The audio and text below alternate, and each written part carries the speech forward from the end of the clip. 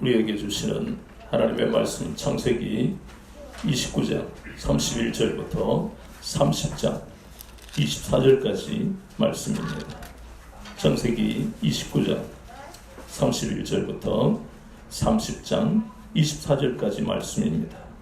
제가 먼저 읽겠습니다. 창세기 29장 31절부터입니다.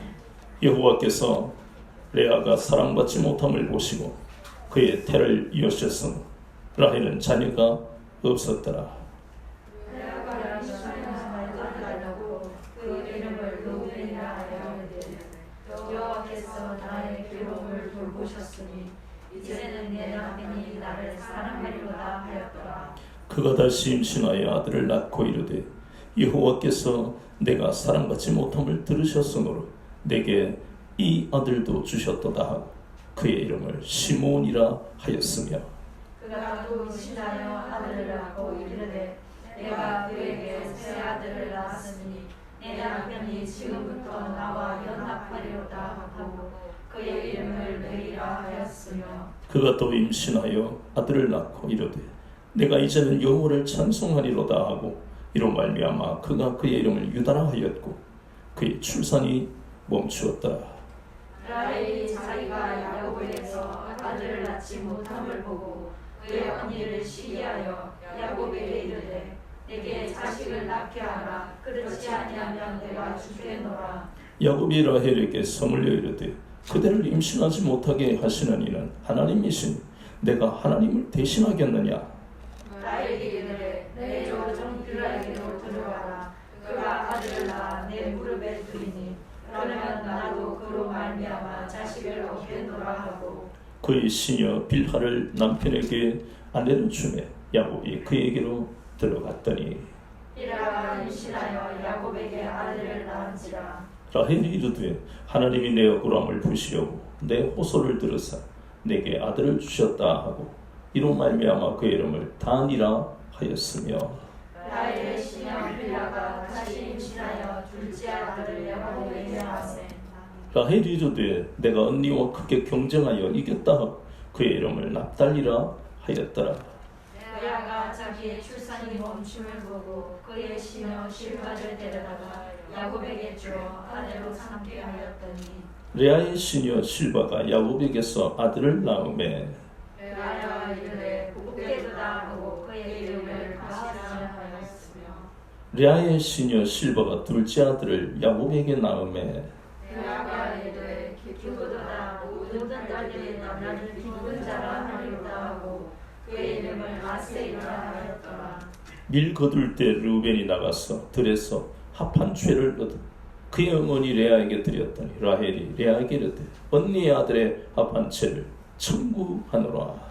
레아가 그에게 이르되 내가 내 남편을 빼앗은 것이 작은 일이냐. 그런데 내가 내 아들의 합한 채도 빼앗고자 하느냐. 라헬이 이르되 그러면 언니의 아들의 합한 채 대신에 오늘 밤에 내 남편이 언니와 동침하리라 하니라. 저물 때에 야곱이 들에서 돌아오매 레아가 나와서 그를 영접하며 이르되 내게로 들어오라. 내가 내 아들의 합한 채로 당신을 산노라. 그 밤에 야곱이 그와 동침하였더라. 하나님이 레아의 소원을 들으셨으므로 그가 임신하여 셋째 아들을 야곱에게 낳았느니라. 레아가 이르되 내가 내 시녀를 내 남편에게 주었으므로 하나님이 내게 그 값을 주셨다 하고 그의 이름을 이삭하리라 하였으며 레아가 다시 임신하여 여섯째 아들을 야곱에게 낳은지라. 레아가 이르되 하나님이 내게 후한 선물을 주시도다. 내가 남편에게 여섯 아들을 낳았으니 이제는 그가 나와 함께 살리라 하고 그의 이름을 스불론이라 하였으며 그 후에 그가 딸을 낳고 그 이름을 디나라 하였더라.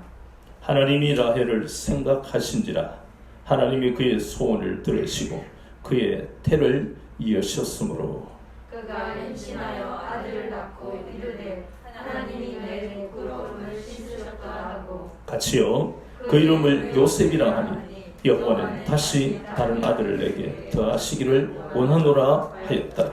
아멘.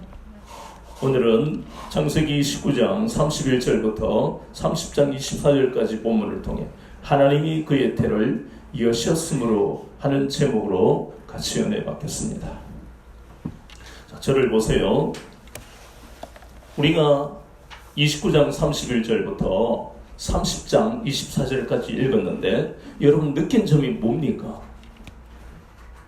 우리가 보았던 것처럼 경쟁적으로 야곱의 사랑을 받으려고 시녀까지도 동원하는 참 안타까운 모습을 우리가 보는 거예요.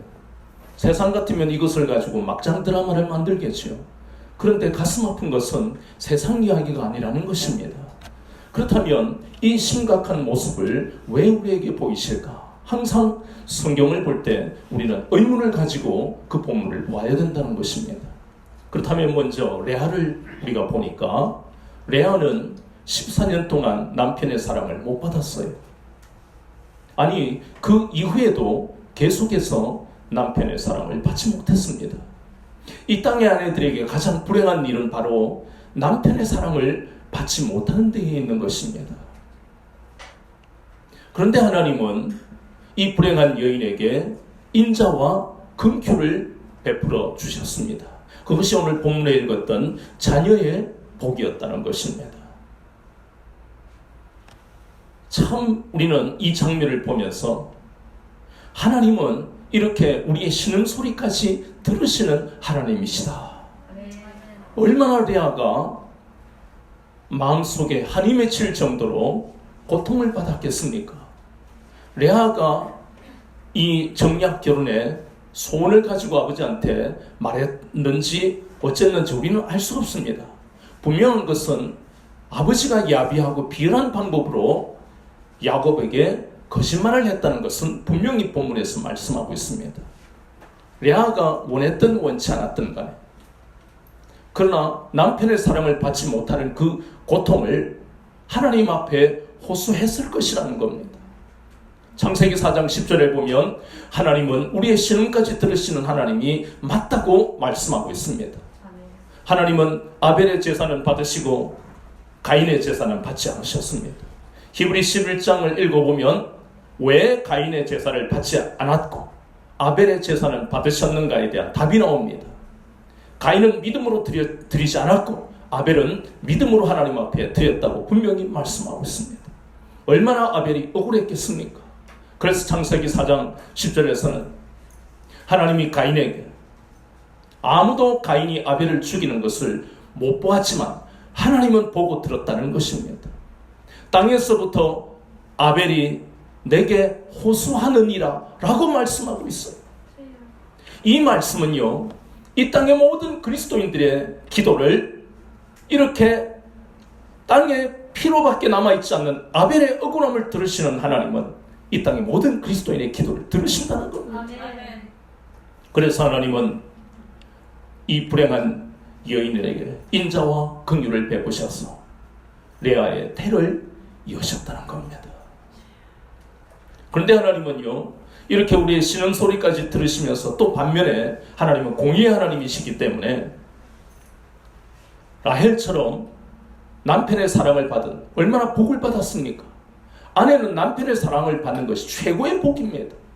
복을 받았지만 교만하지 않게 하시려고 본문에 오늘 창세기 29장 31절을 보니까 레아의 태는 열어주시지 않았다는 것입니다.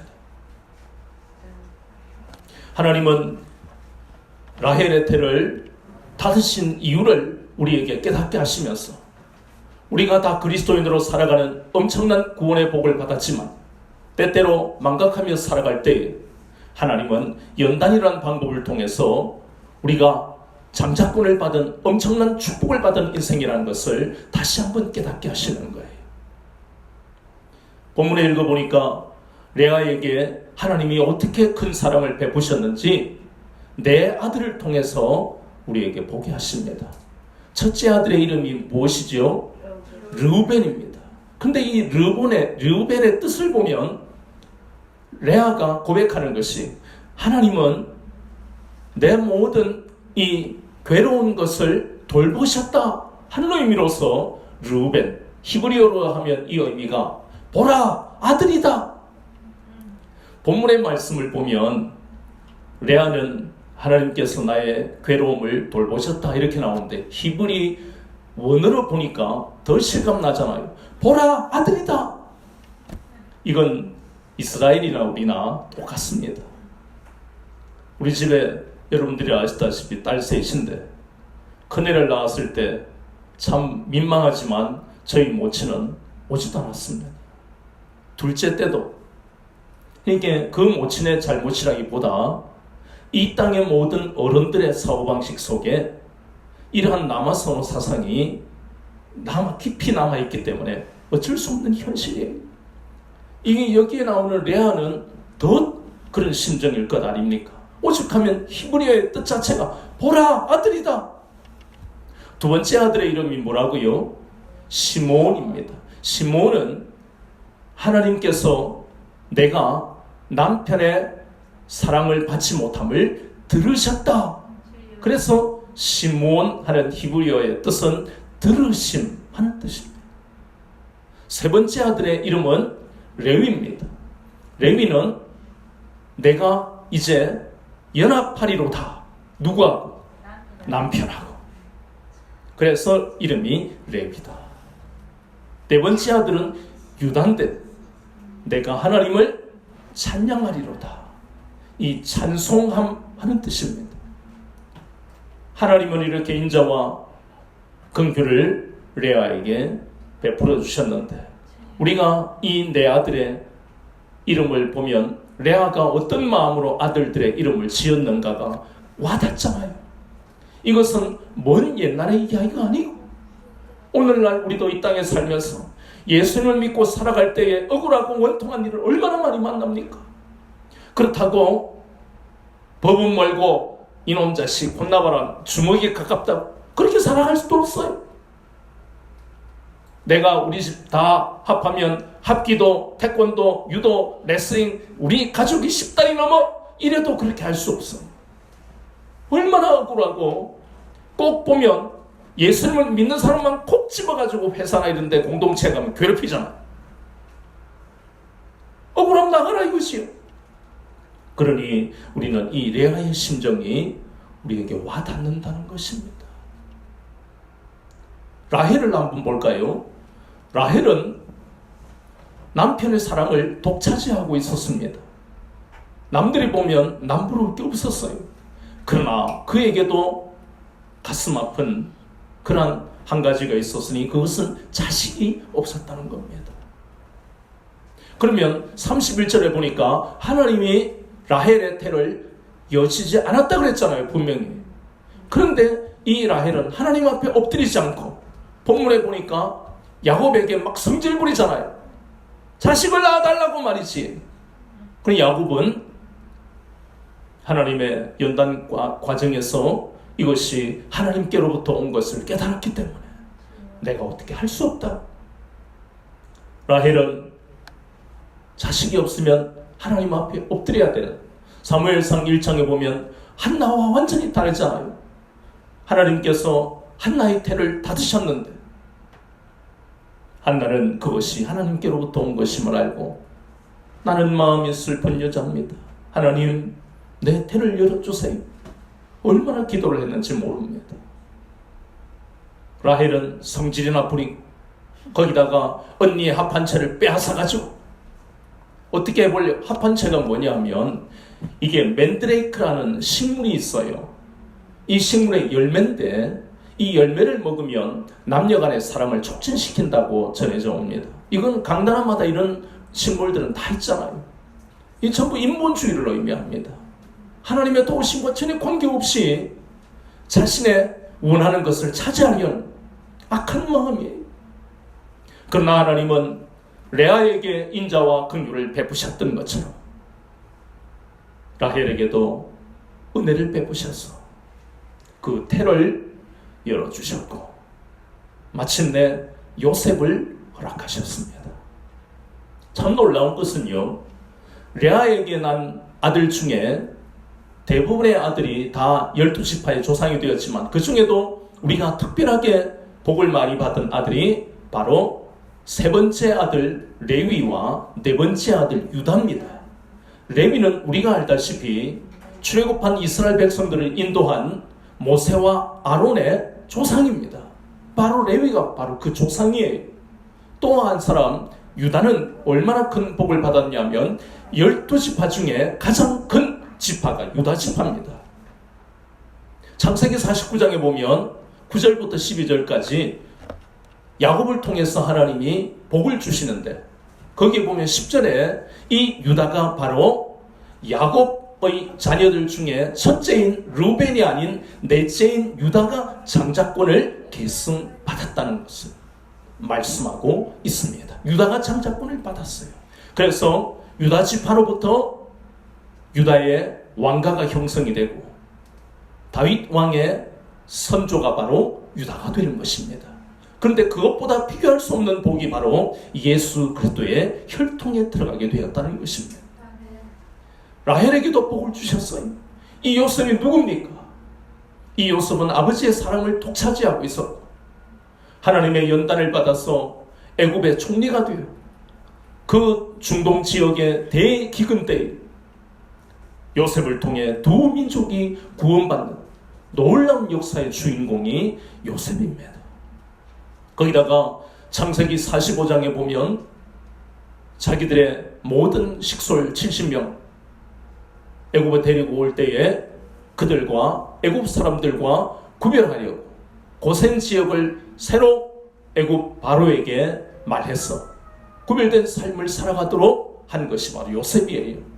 왜냐하면 우리가 출애굽기에서 보는 것처럼 애굽 사람들은 소라든가 이런 것을 신성시했어요. 우상으로 섬겼다는 것입니다. 그런데 이스라엘 사람들은 소나 양을 막 잡아서 하나님 앞에 드리잖아요.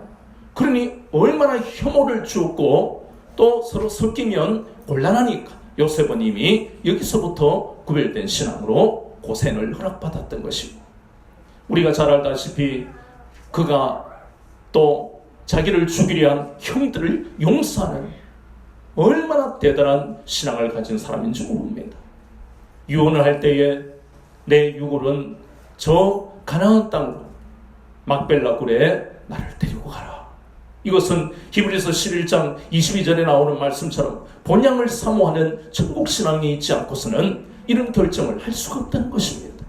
그러니 하나님은 이 레아와 라헬이 심지어 우리가 알다시피 여종들을 동원하기까지 합한체를 동원하기까지 자기들이 얼마나 경쟁하는 원하는 것을 손에 넣기 위해서 참으로 민망하고 부끄러운 행동들을 하고 있는데도 불구하고 하나님은 레아와 라헬에게 이렇게 인자와 긍휼을 베풀어 주셨다는 겁니다.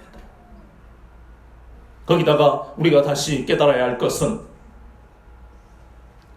요한계시록 3장 7절에 보면 하나님이 열면 닫을 자가 없고 하나님이 닫으시면 열 자가 없다는 것처럼 본문에 나오는 레아와 라헬은 자신의 힘으로 태를 열려고 레아는 남편의 사랑을 받기를 원해서 얼마나 정말 갈급한 마음 라헬은 남편의 사랑을 받고 있지만 자식이 없기 때문에 자식을 만들려고 얼마나 절박한 심정으로 이렇게 했는지 모릅니다.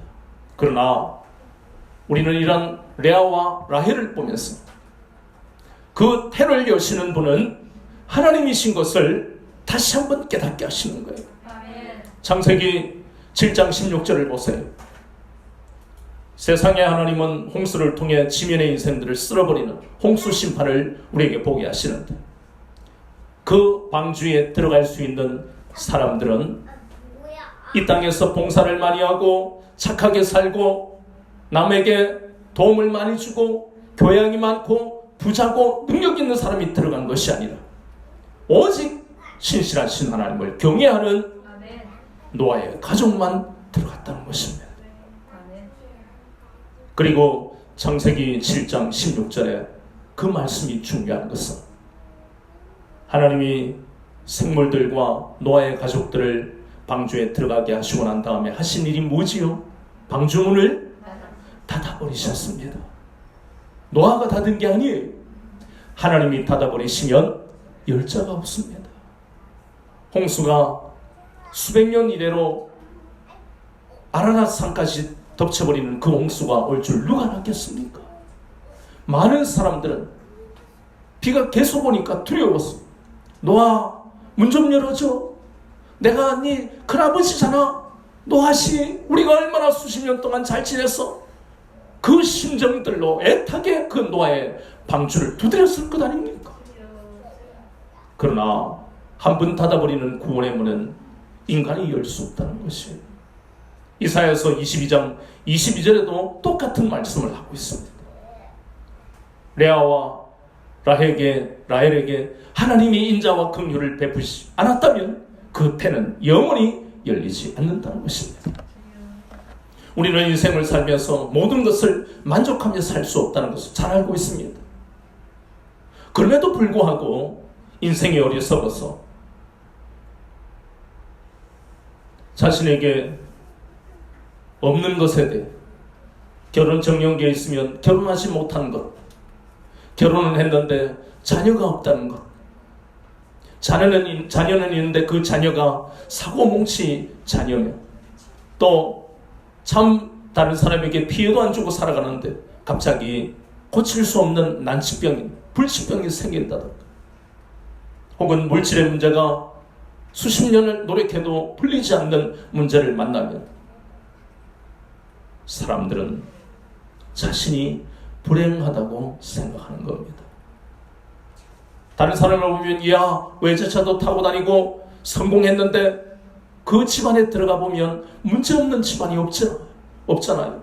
그래서 자기 자신을 돈이 있고 권력이 있는데도 불구하고 불행하다고 생각합니다. 심지어 신앙생활을 하는데도 때때로 불행하다고 생각할 때가 있는 게 우리 인간입니다. 그런데 문제는 라헬이 자식이 없어서 불행하다고 생각하면 엎드려야 되는데 그렇지 않았던 것처럼 이 땅의 많은 인생들은 불행하다고 생각하면서 주님 앞에 나오지 않습니다.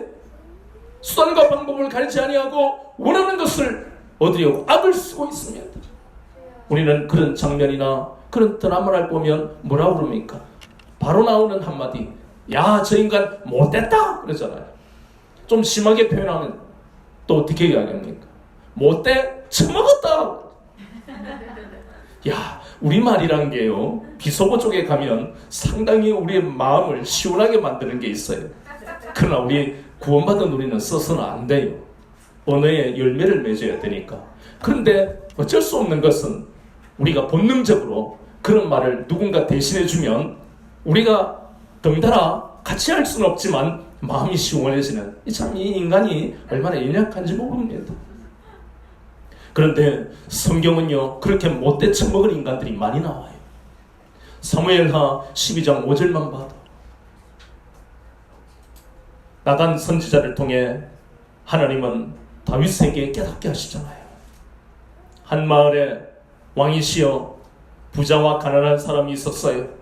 부자는 소와 양이 많았고 가난한 사람은 딱 한 마리, 양 새끼 한 마리를 자식처럼 이뻐하고 사랑한 사람이 있었어요.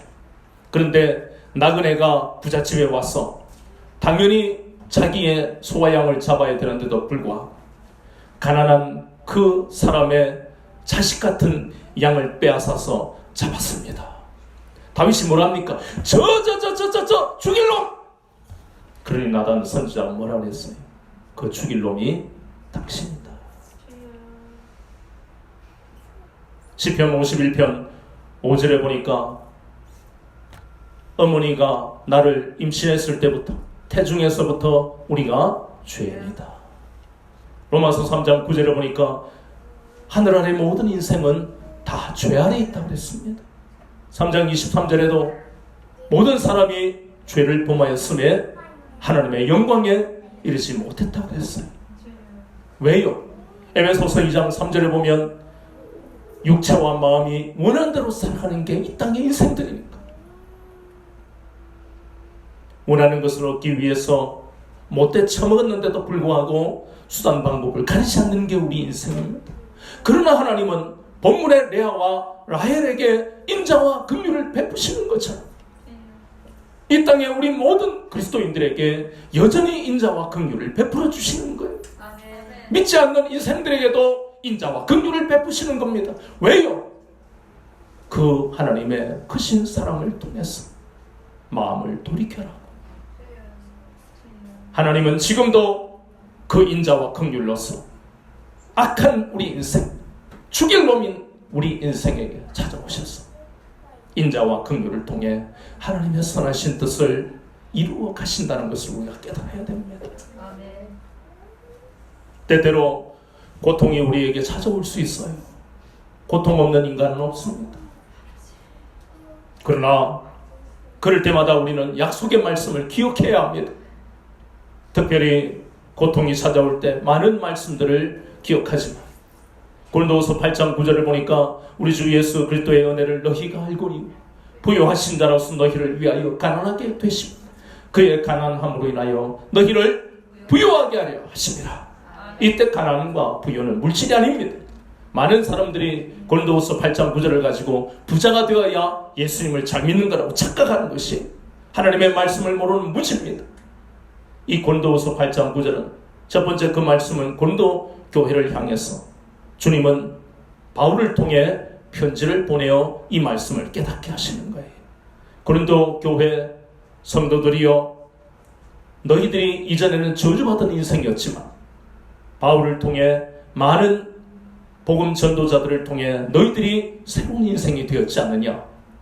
그래서 너희들이 부유하게 사는 이 물질을 기근을 만난 예루살렘의 성도들에게 보냄이 마땅하다. 그 의미로서 먼저 1차적인 의미가 고린도후서 8장 9절이에요. 그런데 그 영적인 의미를 우리가 잘 알잖아요. 우리가 값없이 구원받았다는 것은 예수님이 몸 찢으시고 피 흘리신 그 은혜로 우리가 부유하게 우리의 영혼이 죽었다가 살아났다. 그 의미가 고린도후서 8장 9절입니다. 우리는 어리석게도 과거에 연말에 그 말씀이 뽑히면 부자된 것처럼 좋아한 어리석은 때가 있었어요. 하나님의 말씀을 깊이 모르면 우리에게 고통이 올 때 이겨내지를 못합니다. 나는 이런 게 뽑기에서 좋은 말씀도 받았는데 왜 내가 이런 고통을 당해야 돼? 얼마나 무시한지 모릅니다. 에베소서 3장 20절을 보니까 주님은 우리에게 주시되 더 넘치도록 주신다 그랬어요. 고통이 올 때마다 우리는 이 약속의 말씀을 붙들어야 됩니다. 물질적으로 어려움이 올 때에 그 어려움 속에도 불구하고 하나님이 나를 반드시 이 어려움을 이길 수 있는 능력을 체험하게 하실 것이다. 그 믿음이 우리에게 필요하다는 것입니다. 그래서 우리는 더 넘치도록 주실 하나님을 기대하고 그 말씀들이 나에게 주신 약속의 말씀들을 하나하나 되새김하면서 그때까지 기다려야 되는 것입니다. 우리가 또 감사한 것은 그냥 우리 홀로 기다리면 얼마나 외롭고 힘듭니까? 군에 가 있는 아들을 생각하면 부모들의 마음은 때때로 군에서 사고 나는 소식을 들을 때마다 억장이 무너지는 거예요. 그런데 정작 제대를 앞둔 아들들은 또 뭐합니까? 달력을 보면서 빨간 줄을 그어가면서 야 이제 제대 날짜가 30일 남았다 29일 남았다. 그래서 몸조심하잖아요. 그래서 군에서 사용하는 말 중에 말년병장은 떨어지는 나뭇잎에도 몸살인다 그럽니다. 일병이나 상병이 와서 김배암님 병장이라고도 안 합니다. 김배암님 이래 놀리고 해도 그래 좀 이따가 사회인 되는데 뭐 하려고 내가 높여 장난을 쳐도 받아줍니다. 그런데 그 30일도 견디기가 고통스럽다는 거예요. 제대 날짜를 받아둔 병장도 고통스러운데 하물며 이 땅에서 언제 내 이 고통으로부터 하나님이 나를 건지실지를 너무너무 막연하게 기다리는 그리스도인 말할 것도 없습니다. 그 고통은 장난이 아니에요. 그래서 날마다 하나님은 우리에게 약속의 말씀을 붙들으라고 하시잖아요. 에베소서 2장 3장 20절 보니까 더 넘치도록 주신다 그랬고 시편 84편 보니까 주께 힘을 얻고 그 마음에 시온의 대로가 있는 자들에게는 눈물 골짜기를 만나더라도 많은 샘이 있을 것이고 이런 비가 복을 채워줄 것이다. 이런 약속의 말씀들을 붙들어야만 우리는 매일매일 살아갈 수 있다는 거예요. 거기다가 또 우리가 기억하는 것은 로마서 8장 34절에 보니까 그리고 히브리서 7장 25절을 보니까 주님이 날마다 우리를 위해서 기도로 중보하신다고 분명히 약속하셨잖아요. 우리가 늘 기도할 수 있는 건 아니잖아요. 더워서 못하고 추워서 못하고 아파서 못하고 중환자실에 누워서 못하고 마음은 정말 기도해야 되는 상황인 줄 알지만 우리는 때때로 못할 수도 있어요.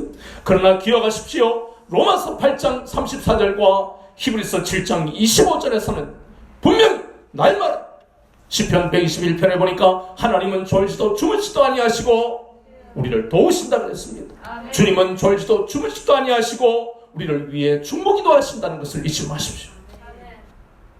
히브리서 2장 18절에 시험을 받아 고난을 당하셨은즉 시험 받는 자들을 능히 도우실 수 있다고 분명히 주님은 우리에게 약속하고 계십니다. 이러한 말씀들이 우리에게 날마다 위로와 힘을 주는 것입니다. 고통 속에 있을 때는 부모도 도울 수가 없고 자녀들도 어떻게 할 수 없습니다. 하나님은 그 고통스러운 시간을 통해 단독자로 우리를 만나기를 원하시는 거예요. 하나님은 왜 이렇게 우리 가정이 우리 집안 자체가 5대째 집안인데 어떻게 이렇게 힘들게 하실 수 있습니까? 아버지 이야기를 들어보니까 순적하게 그 인생을 인도하셨다는데 우리 대에 와서 왜 이렇게 고생이 많습니까? 그런 의무를 가질 수 있습니다. 그럴 때마다 약속의 말씀들을 보면서 하나님의 선하신 뜻을 깨달아야 된다는 것입니다. 사람을 의지하지 마시고 이런 고통이 올 때마다 신실하신 하나님을 말씀을 통해 우리가 만나야만 우리가 죽을 것 같은 환경에서 살아날 수 있다는 것입니다. 인생을 살아가다 보면 홍해를 만날 수가 있어요. 홍해가 어떤 곳입니까? 인간의 힘으로는 가릴 수도 없고 넘을 수도 없어요. 거기다가 뒤에서는 천하무적의 애국 군대가 전차와 함께 쳐들어올 때 하늘로 올라갈 겁니까? 땅으로 꺼질 겁니까? 그런데 그 출애굽기를 읽어보면 하나님은 우리에게 살 길을 열어주시는 것을 깨닫게 되는 것이에요. 말씀에 들어가면 살 길이 열린다는 것입니다. 어떻게 해요? 출애굽기 15장을 한 장을 탁 넘겨보니까 홍해를 만났지만 그 다음에는 엘림도 만난다고 분명히 말씀하고 있어요. 엘림이 어떤 곳인데 사막에서 가장 필요한 것이 물인데 물 한 그릇이 아니라 엘림에는 그 오아시스가 12개나 있더라. 종려나무는 70그루가 있고 종려나무는 그늘을 만들어주고 그 사막을 걸을 때에 지쳐있는 그 몸과 마음에 그늘을 만들어주고 오아시스는 그 목마른 인생에게 물을 제공하는 것이 오아시스가 아닙니까? 저와 여러분의 가는 인생의 홍해 같은 불가능한 해결이 될 수 없는 상황을 만난다 할지라도 하나님은 그 너머에 엘림을 예비해 오셨다는 겁니다. 아멘. 우리는 신광야에서 적용합니다. 하나님은 우리를 죽이시려고 이 양식도 하나 구할 수 없는 이 사막 한가운데 우리를 인도하셨는가? 그것이 바로 출애굽기 16장의 이스라엘 백성들의 원망 불평이잖아요. 그러나 하나님은 이 고통 속에 감추어져 있는 섭리를 통해 우리의 인생을 인도하신다는 겁니다. 출애굽기 16장 4절을 보니까 양식을 하늘에서 비같이 내리시는 놀라운 장면이 출애굽기 16장 4절에 있다는 것입니다. 그것이 바로 하나님의 선하신 뜻입니다. 결코 우리를 죽이시기 위해 죄악된 세상에서 구별된 삶으로 하나님의 자녀로 우리를 부르신 것이 아니라는 것입니다. 요한복음 10장 10절에 우리를 풍성하게 하기 위해서 우리를 부르셨다는 거예요. 우리는 오늘 레아와 라헬을 보면서 경쟁적으로 레아는 남편의 사랑을 원해서 라헬은 자녀를 원해서 모두가 육신의 방법으로 어리석은 시기질투의 방법으로 그렇게 자신이 원하는 것을 차지하기 위해 민망한 그런 장면을 보았지만 그럼에도 불구하고 하나님은 그들에게 인자와 긍휼을 베풀어 주신 것처럼 저와 여러분이 살아가는 인생이 참으로 우리는 바르게 살아가는데 불의한 자들로 인해서 불법한 자들로 인해서 우리의 마음이 상하기도 하고 믿음대로 살아가면 손해보는 것 같기도 하고 너무나 힘든 일들이 많다 할지라도 그럴 때마다 우리는 레아와 라헬의 실패를 아니 거슬러 가서 아브라함과 이삭과 리브가와 그리고 야곱과 에서와 레아와 라헬이 인간적으로 인본주의적으로 행동했던 그 장면들을 떠올리면서 결코 답이 없는 행동들이 우리에게 교훈이 되었어.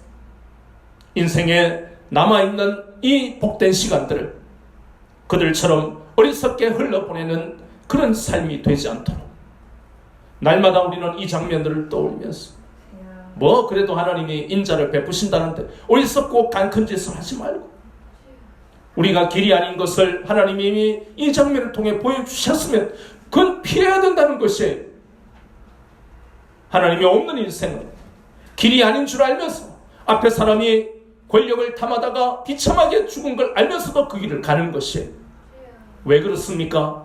야고보서는 그것이 바로 그 마음에 악한 정욕이 있기 때문에 그 욕심으로 인해서 넘어진다고 분명히 말씀합니다. 마귀는 날마다 우리의 마음에 악한 정욕을 가지고 나오기를 그 틈을 보는 거예요. 그래서 마귀에게 세상의 틈을 보이지 않으려고 할 수 있는 한 매일매일 말씀을 씹어먹고 또 씹어먹고 되새김하는 것 외에는 방법이 없다는 것입니다. 오늘 우리는 이 본문을 통해 하나님의 이 가정에 인자와 긍휼을 베푸셨어요. 레아에게는 자녀의 복이라는 육남 일녀의 자녀의 복을 통해서 레아의 인생길을 위로하셨고 또 라헬에게는 남편의 사랑을 받는 그 복을 허락하시는 데다가 덧붙여 요셉이라는 이 귀한 아들을 또 주시는 하나님의 끝없는 인자와 긍휼을 우리가 보았습니다. 아멘. 그렇다면 우리 인생에 이렇게 고통이 오고 홍해가 오고 거기다가 신방기를 만난다 할지라도 하나님은 끝없이 사랑하는 자녀들에게 인자와 긍휼을 베푸시는 것을 잊지 말고 하나님이 열면 닫을 자가 없고 닫으면 열 자가 없다는 전능하신 하나님을 의지하며 우리에게 주신 이 장자권을 소중히 간직하고 어렵고 고통스러울 때마다 장자권을 선포하며 믿음으로 하나님 앞에 나아가는 여러분의 복된 인생이 되기를 주님의 이름으로 축원합니다. 아멘. 우리 이 말씀 기억하시면서 통성으로 기도하겠습니다.